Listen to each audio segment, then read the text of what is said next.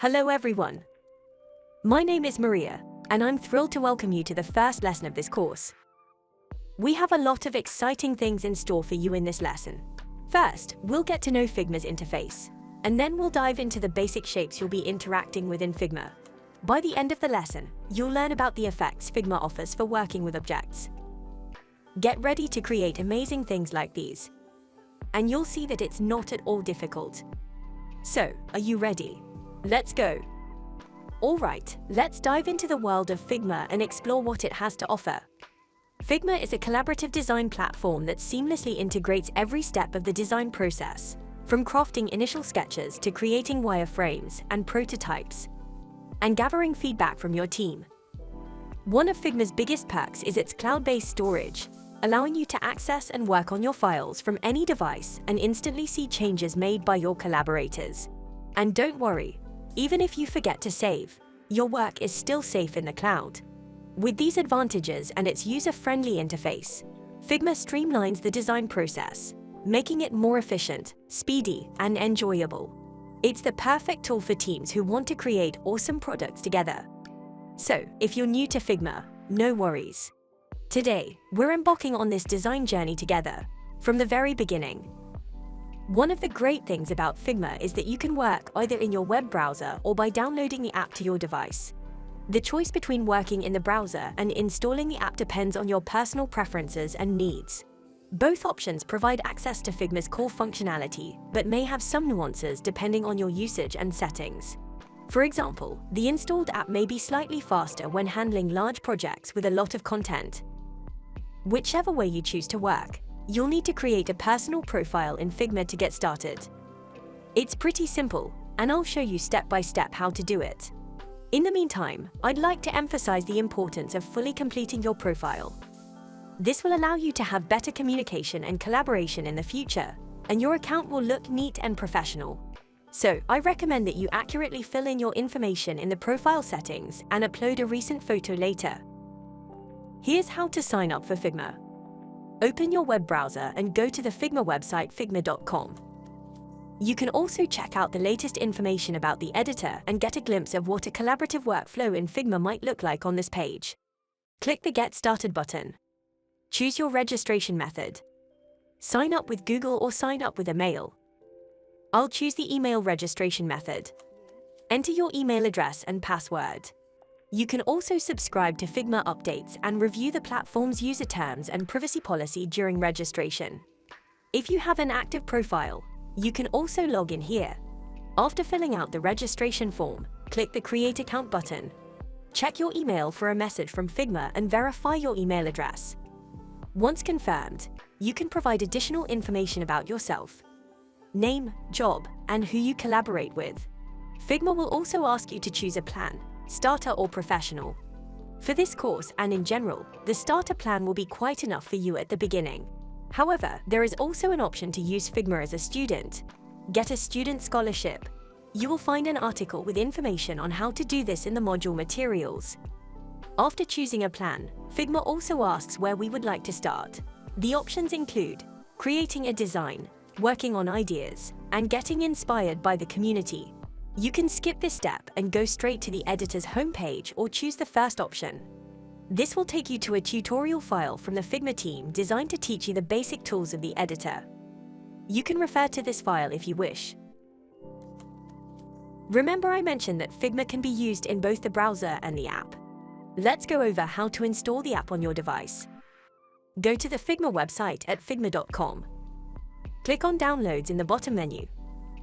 Choose the appropriate operating system, such as Download for Windows or Download for Mac. The Figma app will start downloading.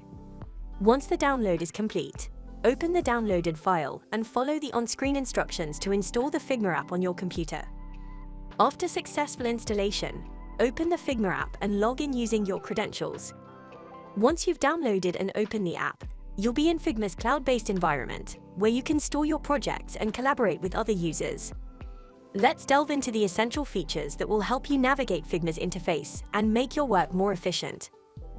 In today's design industry, working in Figma has become a standard for creative collaboration. Therefore, it's crucial to treat your profile with the same care and attention you would give to a business card. Provide complete and up-to-date information about yourself, and consider uploading a high-quality photo.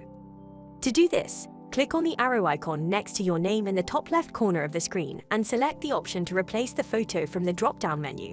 Scale the image to your liking and save the changes. This drop-down menu also allows you to choose between light, dark, or system themes for the application. Customize your profile information, create your own public profile in the community, and set up notifications. The notifications themselves can be found to the right of the profile settings, hidden behind the bell icon. Since this profile was just created, this section is currently empty. Below the profile settings is a search bar that you can use to search for files, teams, or users by keywords. For example, entering the word Figma will give you results that contain this word in the title. Now, let's look at how files are organized. First, let's understand the difference between recents and drafts. In Figma, you can quickly access recently opened files, allowing you to resume work on previously created projects. You can also use drafts to quickly create designs that can later be developed into full-fledged projects. In Figma, you can also add files to the Favorites tab. To do this, hover over the file card and click the star icon.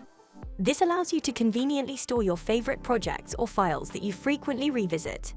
You can quickly find them in the Favorites tab and access them without any hassle. Teams in Figma allow you to join forces with colleagues and work together on projects. You can create teams and invite members who can view and edit files within that team. With teams, you can collaborate on designs, add comments, and manage access to projects and files. Projects in Figma are used to organize and manage your design files. Another interesting feature is the Figma community. In the community, you can share your projects, connect with other users, find useful resources, gather inspiration, and learn new techniques and approaches. It's a great resource for getting new ideas and enhancing your professional skills.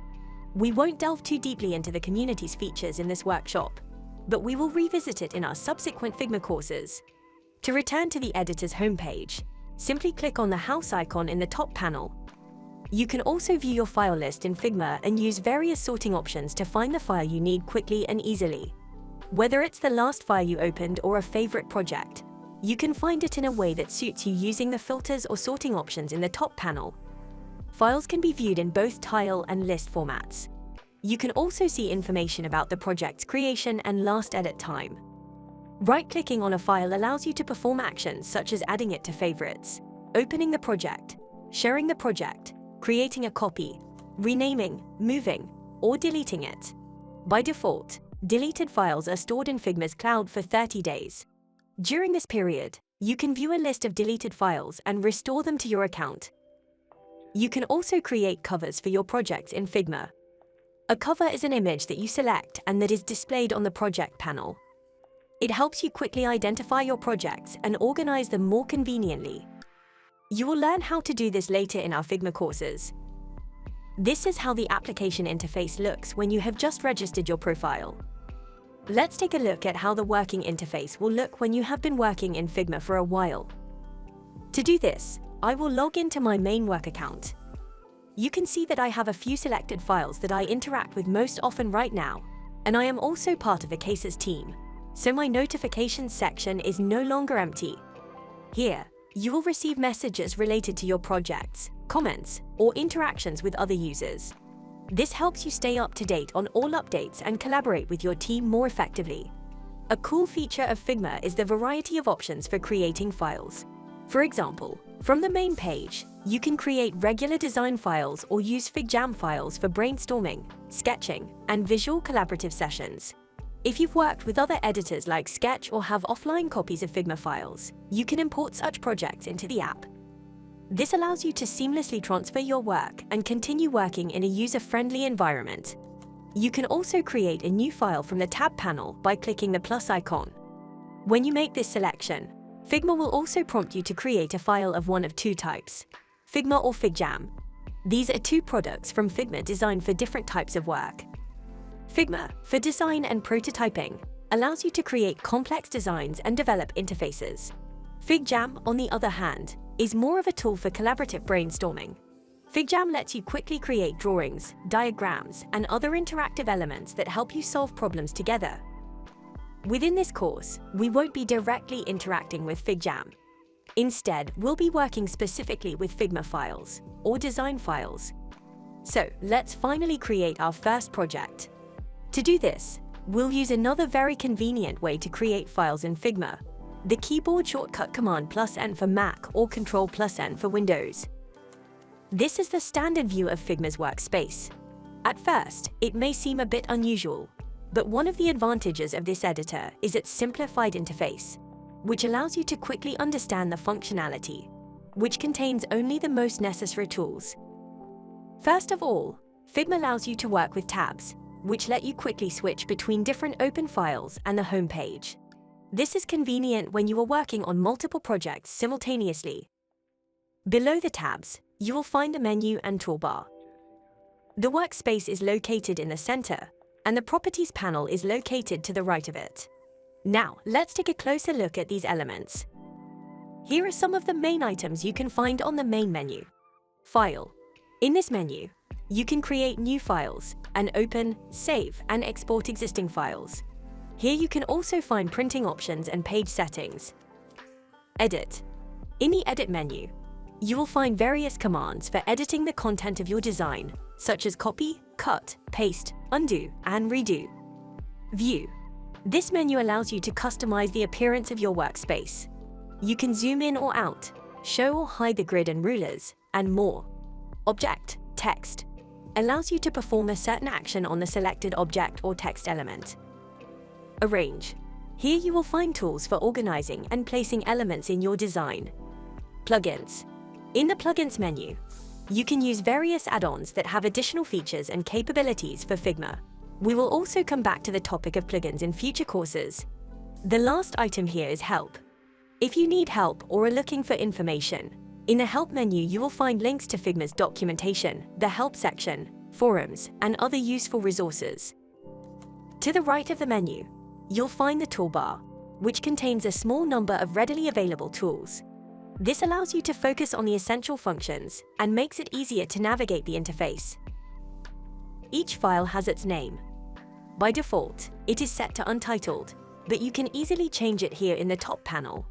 I recommend always giving files meaningful names to simplify interaction and search for both you and your colleagues.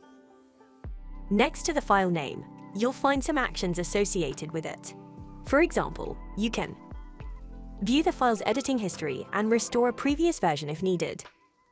Export, duplicate, rename, move, add to favorites, or delete the open file. Let's name this project Figma Basics. To the right, you'll find the avatars of the people currently working on the file. If you're collaborating with other users on a file in real time, you'll see their avatars next to it. To set up access and allow other users to view the file, you can use the Share button.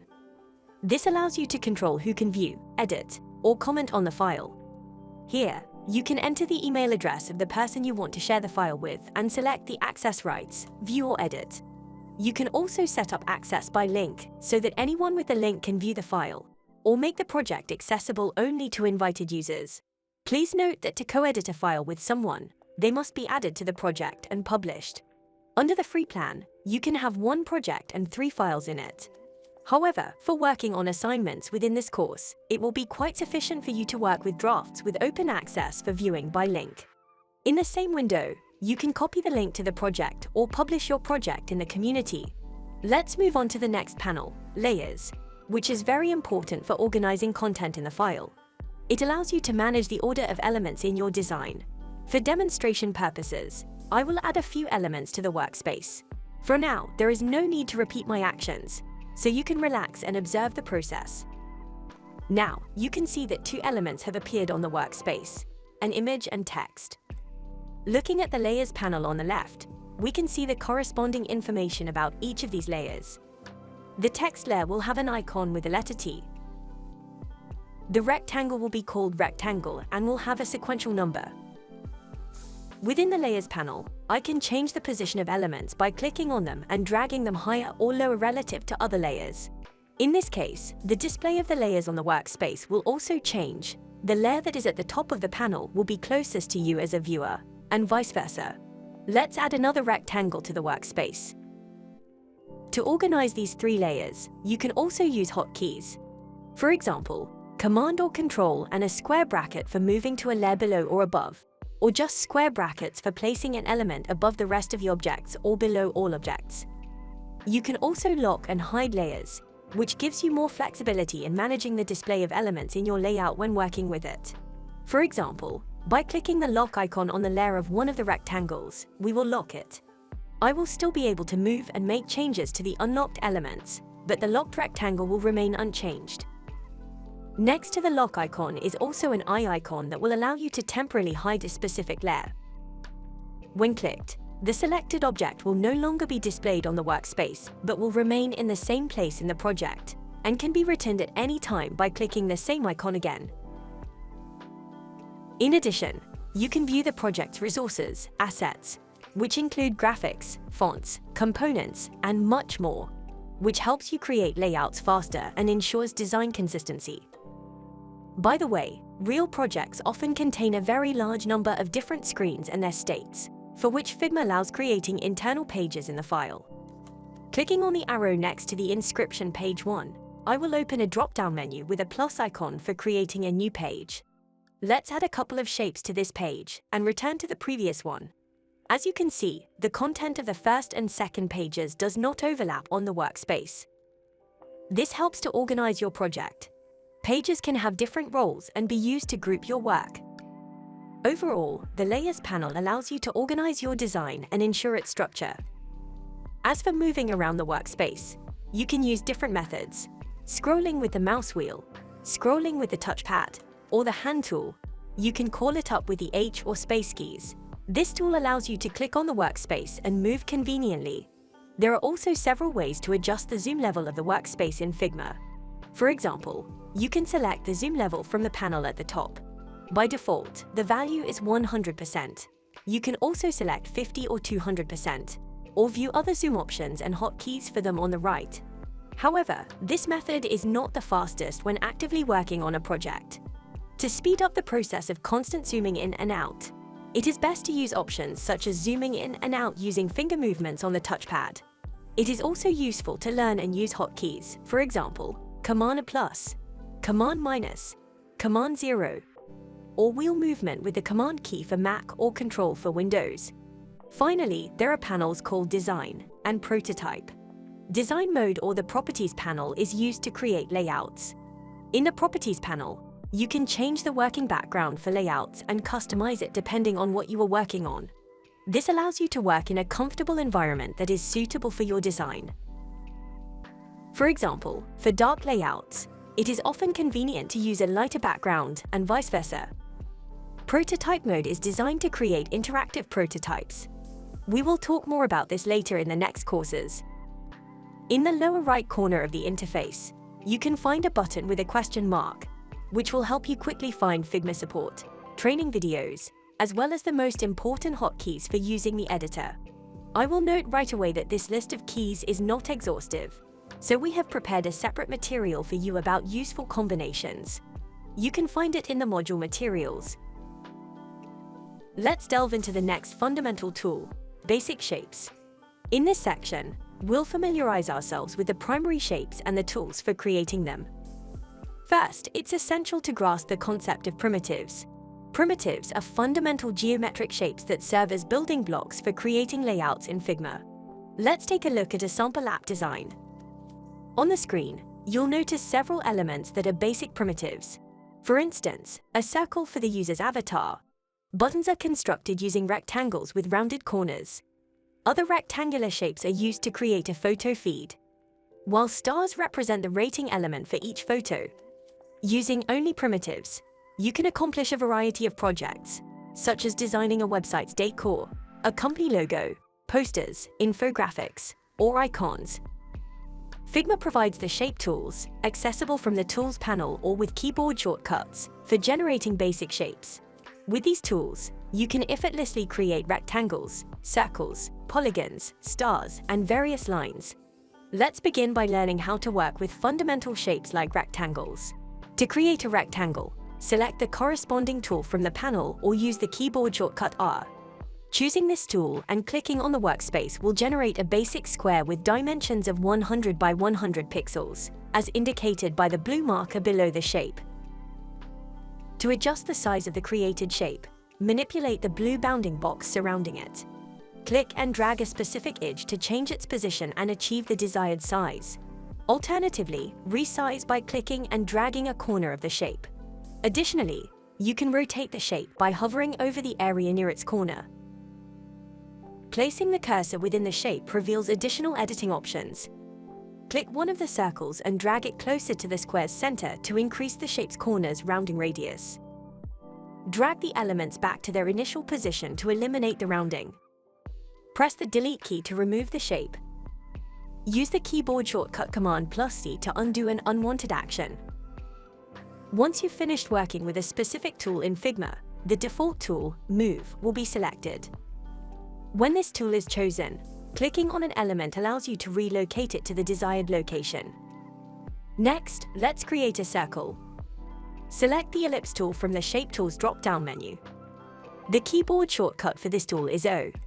Use this shortcut and click anywhere on the workspace. A circle with dimensions of 100 by 100 pixels will be created by default. Similar to rectangles, circles can be rotated and resized. However, they also have some additional settings. Let's look at an example where we create and customize a circle. Hovering over the small circle inside the shape reveals the arc option. Click and drag this circle upwards to cut out a specific section of the circle. Holding the Shift key while dragging the circle allows you to lock the cutting step to 15 degrees. Set the sweep parameter to 75%, which determines the degree to which the circle is filled. Next, adjust the starting point to -90 degrees using the next element, shifting the circle's beginning to the vertical line upwards. Finally, we'll cut out the central portion of the circle by setting the ratio property to 10%. These tools enable straightforward and efficient circle creation, which comes in handy when creating diagrams. To create a polygon, select the Polygon tool from the Tools panel. Then, you can draw a triangle on the workspace. Adjust the rounding of corners using the familiar handle by dragging it. Additionally, for polygons, you can alter the number of vertices. Using the handle in the triangle's right corner and dragging it upwards, we can increase the number of vertices in the polygon, for instance, to 5. Or, we can increase it to 7 and round the corners. The next type of shape is a star. To create a star, select the Star tool from the Tools panel and draw a shape of the desired size on the workspace. Using the handles, you can set the roundness, the depth between vertices, and the exact number of vertices. Figma also provides tools for manipulating lines and arrows. To create a line, select the Line tool from the Tools panel or use the keyboard shortcut L. Then, on the workspace, draw a line by clicking and dragging it in the desired direction. Holding the Shift key while drawing will constrain the movement to even increments. After creating a line or arrow, you can modify its properties in the Properties panel. Here, you can adjust the line's weight and style, the type and size of the arrowheads, if needed, the joins between lines, and customize the overall style and color. Use the Arrow tool, also accessible from the Tools panel or with the shortcut Shift+L, to create arrows. The customization options for arrows are identical to those for lines. So now we've learned how to create basic shapes of varying complexity. But what if you need to modify specific properties of an existing shape or object? We'll learn that in the next section. The Design panel is a crucial tool for designers, as it allows us to fine-tune the appearance of objects in our layouts. It offers a comprehensive array of tools for modifying object properties and styling, conveniently organized into distinct sections. Properties enable you to specify the object's coordinates along the X and Y axes. You can change these parameters by hovering over them, clicking and dragging left or right, or by entering specific numbers. Next in line are the width and height parameters. These can be adjusted similarly to the coordinates above. To the right, you'll find the Constrain Proportions option. Enabling this by clicking the icon ensures that when you modify one of the figure's dimensions, such as the height, the width will change proportionally and vice versa. Below, you can set the figure's rotation angle. By the way, You can also lock it to 15-degree increments by holding the Shift key while making adjustments. The final setting in the properties is the corner radius option. This allows you to adjust the rounding for all corners of the figure. By the way, these fields accept not only numbers but also mathematical formulas. For instance, you can set the height as a formula of 48 multiplied by 2, resulting in a height of 96 pixels. Additionally, clicking the button to the right of the corner radius option allows you to specify different independent rounding values for individual corners of the figure. Figma also offers an option for smoothing corners according to iOS standards. In this particular figure, the changes aren't obvious enough, so let's create a new square and take a closer look at how the corners differ under different settings. As you move closer to 100%, the rounding will follow a different mathematical formula, more characteristic of Apple products. The layer option allows you to control the visibility of objects and blending modes, enabling you to create interesting layering effects and combine them to achieve the desired outcome. We'll delve into blending modes in more detail in one of the subsequent modules. For the figure's opacity, you can set a value like 50%, and when you place this object on top of another one, you'll be able to see the elements behind it. You can also temporarily hide the layer here. Fill lets you choose a color for filling objects and adjust the fill opacity. We'll examine color settings in more detail shortly, but for now, let's explore the following sections in the panel. Stroke allows you to add outlines to objects, select their color, adjust their thickness, style, and spread, inside, center, or outside, and set the outline opacity. Clicking the minus icon removes the added outline. Figma also allows you to set individual settings for different sides of the outline, and change the line style, or the join type at the corners. In addition, the design panel features an effects setting where you can customize additional effects for objects, such as shadow and blur. This is just a general overview of the design panel's capabilities. Let's take a closer look at the color selection options using the fill setting as an example. Clicking on the active color opens the fill settings window and the color picker. You can change the selected color in various ways. For instance, by moving the circular handle on the color space or by choosing a specific hue on the color spectrum below. Below the spectrum, you can manually adjust the opacity of this fill. To the left, you'll see the eyedropper tool icon, which allows you to pick up a color from any other element present in the workspace. To do this, simply select the tool and click on the element with the desired color. Under the opacity settings, you can see the letters hex and a hexadecimal code. The hex code is a 6-digit code that represents the color in a digital format. For more information about the hex color space, you can refer to the article you'll find in the materials for this module. If needed, you can change the default color model to others. However, for now, you can stick with the hex space. You can also adjust the fill opacity in specific percentage values next to it in the window. Further down in the panel, you can choose one of the colors already used in the active project. It's worth noting that the opacity of a single fill is not the same as the opacity of the entire layer. The layer opacity in the design panel and the layers panel are the same thing. However, a single object can have multiple fill layers within it. This might sound a bit confusing, so let's see how it works. I'll select an object of a different color. Then, I'll choose its fill in the corresponding setting on the design panel and use keyboard shortcuts to copy it. Now, I'll select the first object and use the shortcuts to paste the fill. If you take a look at the fill setting, you'll see that our chosen square now has 2 fill layers of different colors. You can also add an additional fill layer using the plus icon in the palette. All these layers can be edited individually. You can change their colors, opacity, and so on. Let's see how this works on an image. By placing the object over a photo and modifying the settings of each fill, you can achieve different visual effects. This is convenient when designing interface elements like buttons. In other editing software, you might need to create multiple duplicates of a single layer with different styles. In Figma, you can achieve similar adjustments within a single layer. Going back to the color picker, you'll see several other fill types available at the top, such as gradients. This refers to a color transition. By default, a linear gradient will be selected, transitioning from the last chosen color to the same color but with 0% opacity settings. Let's pick another color from the document, like yellow. Any gradient can be customized. For example, by clicking and dragging, you can change the position of the colors on the line that creates the gradient. You can do the same thing within the Fill Settings window. Clicking anywhere on the gradient line allows you to add a new color to the gradient, perhaps another color from the document. You can then move it closer to one of the other colors or delete it using the Delete key. You can also perform these actions within the Fill Settings window. Additionally, while moving the gradient, you might notice a setting that doesn't seem to change anything at first glance.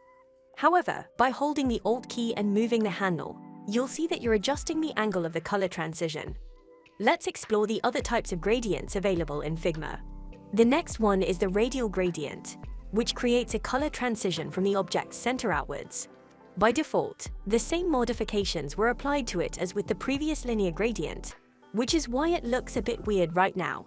I'll fix this by selecting the gradient angle parameter and moving it while holding the Shift key. For the radial gradient, you can also modify the color positions and the gradient angle.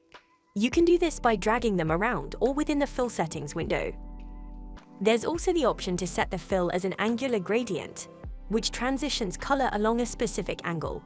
You can adjust similar parameters for this type as well. The final gradient type available in Figma is the diamond gradient, which creates a diamond-shaped color transition. Within the same Fill Settings window, you can also choose options like images or videos, but we won't delve into those for now. With the ability to work with basic shapes, the Move tool, and the Design panel, you can create simple diagrams. Let's take a look at another crucial setting, the alignment. Say we have several objects scattered on the workspace. If we need to align them, we should turn to the Design panel and use the alignment setting, which is located at the top and becomes active when multiple objects are selected simultaneously. This can be done in several ways. For instance, by clicking anywhere on the workspace and dragging until all the desired elements are selected. We can also use the Shift key and click on each object sequentially to select them together. With such a selection, we can see what alignment options are available to us. For example, we can align objects by the left edge, horizontal center, right edge, top, vertical center, and bottom. Or we can use several types of alignment and arrange all the elements aligned exactly in the center, both horizontally and vertically. In the same setting, we can also find options for distributing spacing. Let's place the squares arbitrarily on the workspace and select them together. Clicking on the far right option of the alignment setting opens the spacing distribution options. Let's see how horizontal spacing works. You can notice that the distances between the elements have become equal. The size of these distances is also reflected in the properties setting. Now we can also use Figma's additional features for organizing elements within the selection. Let's take a look at the pink elements that have appeared between the objects. Hovering over the one located between two objects, you can see that it also corresponds to the distance between them. So, the distance between objects within the selection can be changed by dragging this element or by entering a specific numerical value in properties. We can also conveniently rearrange elements between each other using the pink circles on the objects within the selection. After changing the arrangement of the elements, we can see how vertical spacing works. In this case, the distances can also be adjusted within the properties setting or using the pink elements. We can also swap elements. The last spacing distribution option is Tidy Up. For example, I will arrange 9 squares chaotically on the workspace. If we turn to the spacing distribution setting and select the Tidy Up option, the horizontal and vertical distances will become equal, and it will be possible to edit them in properties. Let's move on to effects. With the help of this setting, you can add depth, volume, or the feeling of movement to elements. Figma offers 4 main types of effects. The first group is shadows. I'll demonstrate them with an example of a toggle switch. It consists of 2 elements, a circle and a rounded rectangle. The circle already has a gradient fill from white to gray. Let's use the plus button in the effects setting on the design panel to add an effect. By default, a drop shadow will be added to the object. For more detailed settings, you can click on the effect icon and open the parameter window. Here's what you can adjust. X, horizontal position, and Y, vertical position. Determine the direction and distance by which the shadow is offset from the object. Blur. sets the blur level for the shadow. A higher value leads to a more blurred shadow. Spread increases the area of the shadow. Opacity determines the visibility of the shadow. A lower value leads to a less visible shadow. Color selects the shadow color using the color picker tool. Applying different colors can create a variety of shadow effects. For example, let's set the shadow position for this circle to -12 horizontally and 6 vertically. Give it a 0 spread and a 35 blur. Let's look into the next effect using a rectangle. It has a fill already as well. I'm going to add an effect to it using the plus sign in the effect setting. Expanding the drop-down list next to the effect name, you can choose a different effect. For example, an inner shadow. The settings here are similar, but this shadow is formed inside the active shape. Let's set the vertical position, add blur and spread for this shadow, but less opacity. This way, the toggle switch looks much more voluminous. The next group of effects is a blur. Let's see how you can apply different types of them. Say we have a splash screen layout with an image in the background. By the way, when working with projects, it's worth keeping the project organized, in particular, giving all layers meaningful names. Let's rename this layer by double-clicking on its name in the Layers panel and typing a more descriptive name, like background. Now let's select the image. To add a blur effect, we can also use the effect setting and choose blur. This group of effects only has one parameter, intensity. The higher the intensity, the stronger the blur. The second effect in this group is background blur. This effect blurs not the layer it's applied to, but the one behind it. Let's look at an example with 3 rectangles that have different colors and opacity settings. Let's add background blur to each of these rectangles, but with different intensity values, 20, 40, and 80. You can see that the intensity of the blur and the visibility of elements behind the layer to which the effect is applied change according to the adjusted intensity. Now you know more about how to adjust the appearance of individual elements or effects. And do you know what else is often useful when working with graphic materials? Using multiple shapes to create new ones. Figma offers a variety of tools for combining object shapes, known as Boolean groups. You might have noticed that when you select a specific object, additional settings appear on the top panel. We'll focus on some of them in the following modules of this course and other Figma courses, but this is where Boolean groups are located. To see these settings, we need to select some overlapping objects. For example, let's select 2 circles. After that, an additional option will appear at the top of the panel, Boolean groups. Figma offers 4 types of Boolean groups: union, subtract, intersect, and exclude. Each of these groups allows you to combine the shapes of objects and create new complex shapes. Let's see how it works. Union. When combining objects, their shapes will be combined and form a new shape that unites all objects. Note that the order in which the elements are placed in the layers is an important aspect of the correct execution of most operations in Figma. To achieve the desired result, remember that the resulting figure will take on the color of the layer that was higher in the layers before the operation was applied. Subtract. Place the object you want to subtract above the object you are subtracting from. After subtracting, the shape of the top object will be cut out of the bottom object. Intersect. After performing the intersect operation, only the area where the shapes of the objects intersect will remain visible. Exclude. After performing the exclude operation, the shape's intersection area will be cut off, and the rest of the shapes will be combined. Taking a closer look at the layers of the created shape, you can see that it still contains the original circle shapes. So if you select each of them separately, you can change their position. If this is no longer necessary, you can use the Flatten Selection option. It allows you to combine visible layers or groups of objects into a single layer. This helps to simplify the structure of the shape and reduce the number of individual elements. Flattening selection can be especially useful, for example, when working with polygons. When editing, you may notice that the boundaries of the bounding box do not quite match its geometric shape. By applying flattening selection using the Command +E shortcut, you can simplify the alignment and positioning of the shape relative to other objects. Boolean groups can be used to create icons.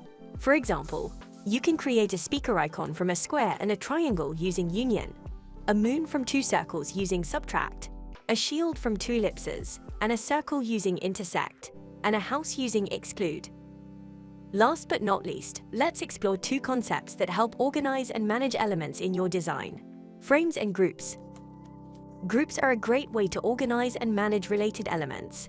For instance, imagine we have four simple shapes: a square, a circle, a triangle, and a star. Currently, they are individual elements, and moving one won't affect the others. But what if we want to move them as a single unit? That's where grouping comes in handy. To create a group, select all four shapes by clicking and dragging on the workspace or holding the Shift key and selecting them one by one. Right-click and choose Group to create a group from the selected objects, or use a Command or Ctrl+G shortcut. Now that your objects are grouped, you can move, scale, rotate, adjust opacity, or apply effects to the entire group simultaneously, instead of selecting and editing each object individually. Let's copy our group. I'll use the Alt key, hover over the group, click, and drag the cursor to the right. A copy of the group will follow the cursor. Let's ungroup the objects using the Ungroup command or the Command+Shift+G shortcut. Frames, on the other hand, are containers that allow you to organize and manage design elements. Similar to creating a rectangle shape, we can create a frame around our objects. Select the Frame tool from the toolbar or press the F key. Draw a frame around the four shapes.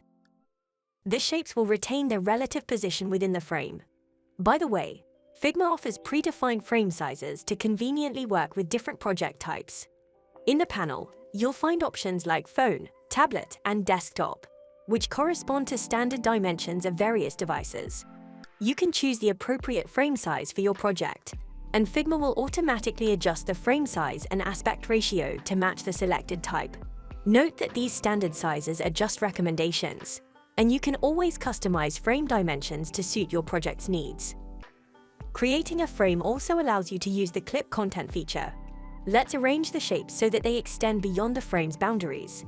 Select the frame and look at the Properties setting. You can control clipping using the checkbox next to the corresponding setting. Unchecking it will reveal the shapes that were outside the frame, while checking it will clip them again. It's important to understand when to use grouping and when to use frames. Groups are used when you need to combine objects into a single layer or maintain their relationship when scaling and moving. Frames, on the other hand, are used to control frame size, child element behavior, and object clipping. Frames are also convenient for exporting files from the editor. Select a frame, go to the Design panel, and scroll down to find the Export setting. Here, you can adjust the aspect ratio in which you want to save the file. For example, if the frame has a height of 436 and you choose a 2x setting, you'll end up with an image that's twice as tall and wide. You can also choose the format in which you want to save the project to your device. For instance, raster formats 1 and 2, or vector formats 3 and 4. Let's name our frame Geometric Shapes and use the Preview option. Then, you can use the Export button and choose the location where you want to save the file. You can also save multiple frames. Select them on the workspace, go to Export, and use the same button. Alright, that's a wrap. You've gotten a handle on Figma's basic tools, which is awesome. They're already powerful enough to create all sorts of cool layouts. But to unlock even more design magic, there's a tool called the Pen tool. We'll dive into that next lesson.